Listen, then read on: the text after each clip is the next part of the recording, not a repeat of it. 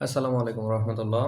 আজকের ক্লাসটা modal auxiliary দ্বিতীয় পার্ট এবং এই পার্টে আমরা শিখব কুডের ব্যবহার। কুড শব্দটা ক্যান শব্দটা যেমন ছিল পারি, পারে বা পারেন এমন, তো কুডের অর্থটা এমন হবে যে পারতাম, পারতো বা পারতেন এমন। তো আর গঠনটা তো অবশ্যই প্রথম ক্লাসে দেখছো মডাল অক্সিলারি পার্ট ওয়ানে, সেটা হচ্ছে সাবজেক্ট প্লাস মডাল প্লাস ভার্বের একেবারে বেস ফর্মটা। হ্যাঁ, তো গত ক্লাসে আমরা একটা এক্সাম্পল নিয়েছিলাম যে আমরা বৃক্ষরোপণ করতে পারি। তো এই কথাটাই যদি আমি বৃক্ষরোপণ করতে পারি না বলে আমরা বৃক্ষ রোপণ করতে পারতাম, অর্থাৎ ক্যানের পাস্ট সেন্সে কুড ব্যবহার করা হয়। ঠিক আছে, পাস্ট সেন্সে।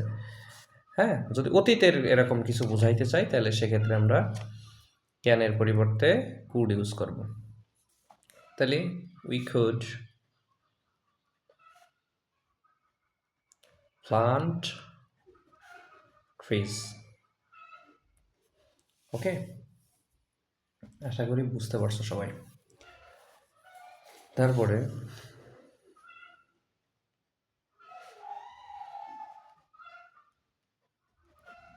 সে ইংরেজি শিখতে পারতো, সেক্ষেত্রে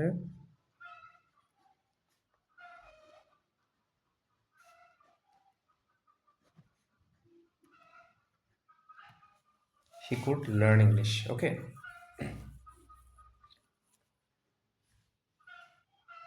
আমি আরও একটা এক্সাম্পল লিখছি।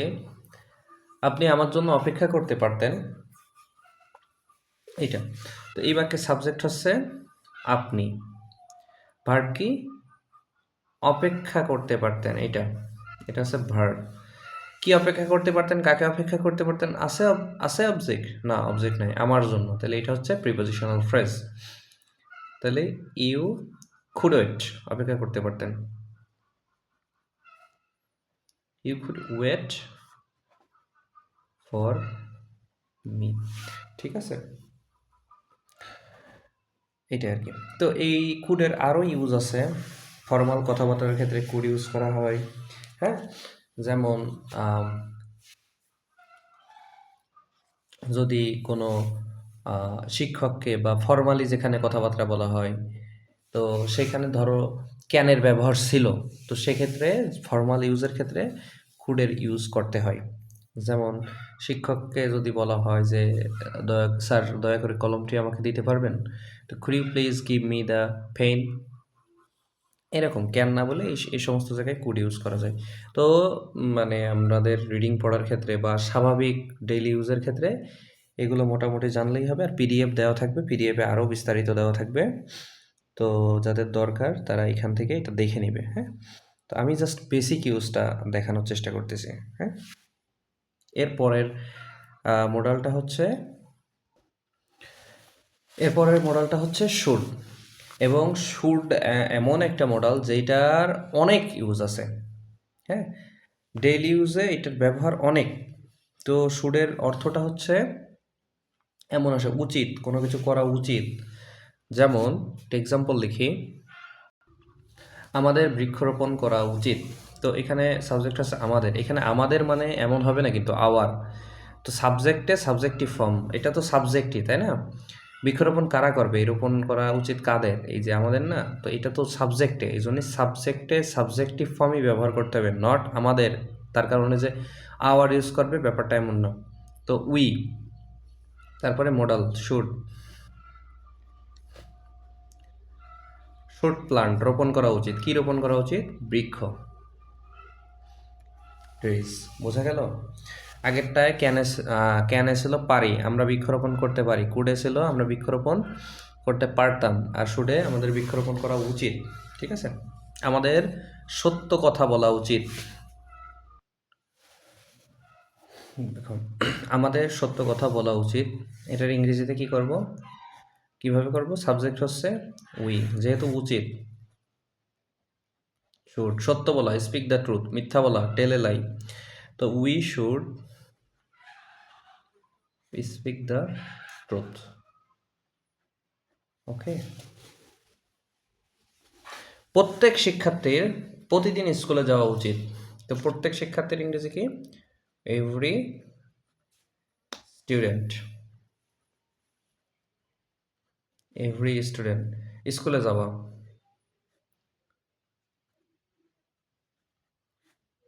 শুড গো, যেহেতু স্কুল এখানে অবজেক্ট নয়, স্কুলের দিকে গতিশীল অবস্থা, তো টু এই জন্য প্রিপোজিশনাল ফ্রেজ টু স্কুল, এটা অনেকবার বলছি আগে।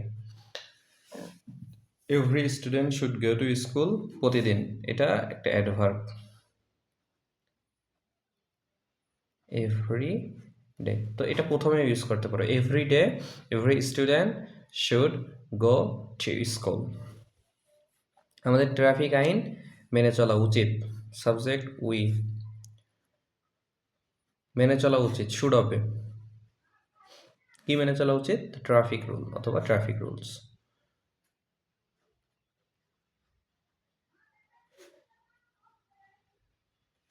ঠিক আছে। তো শুডের আরও কিছু ইউজ দেখো। যদি আমরা এমন বলতে চাই যে এই কাজটা করা উচিত ছিল, এইটা করা উচিত ছিল, এখানে যাওয়া উচিত ছিল, এটা বলা উচিত ছিল, এটা শেখা উচিত ছিল, উচিত ছিল অতীতকালে কিন্তু তুমি করো নাই, এমনটা যদি বোঝায় তাহলে সেক্ষেত্রে should have plus verb three. তো আহ, একটু এক্সাম্পল দিই। আমার আদালতে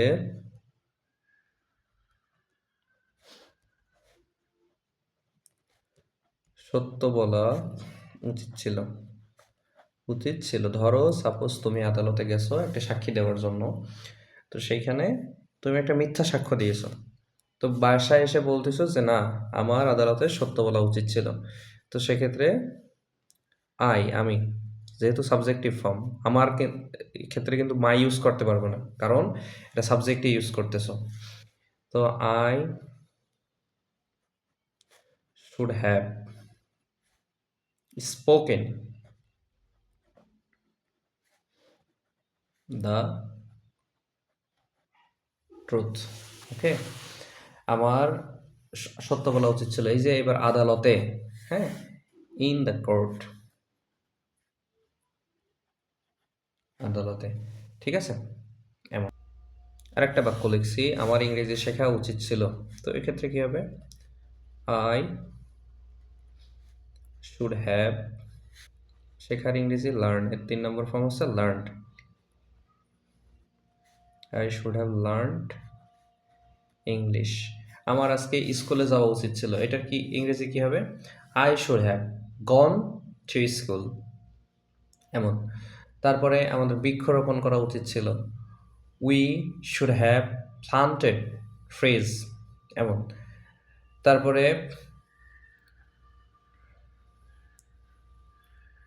তোমার আমার জন্য অপেক্ষা করা উচিত ছিল, আগে যে সেন্টেন্সটা কুড দিয়ে যে সেন্টেন্সটা লিখছিলাম, তো সেক্ষেত্রে কি হতো?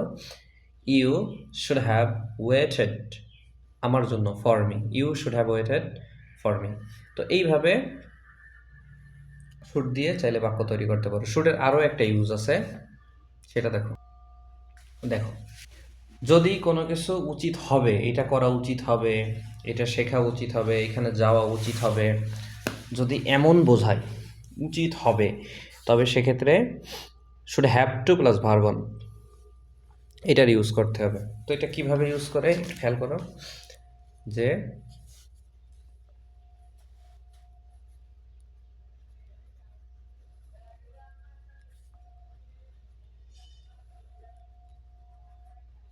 আমাদের ইংরেজি শেখা উচিত হবে, তো এটাকে কিভাবে ইংরেজিতে করতে পারি? We should have to learn English. Okay, we should have to learn English. প্রত্যেক শিক্ষার্থীর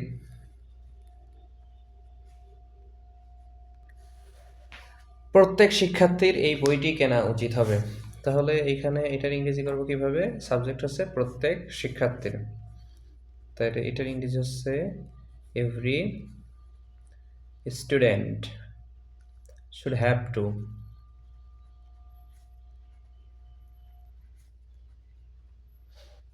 কেনার ইংরেজি হচ্ছে বাই দ্য বুক অথবা বাই দিস বুক। তো আশা করি শুডের ব্যবহারটা বুঝতে পারছো সবাই। তো আজকের ক্লাসটা এই পর্যন্তই। তো দেখা হচ্ছে পরবর্তী ক্লাসে আরও একটা মডেল নিয়ে। তো ততক্ষণ পর্যন্ত সবাই ভালো থাকবে। আল্লাহ হাফেজ।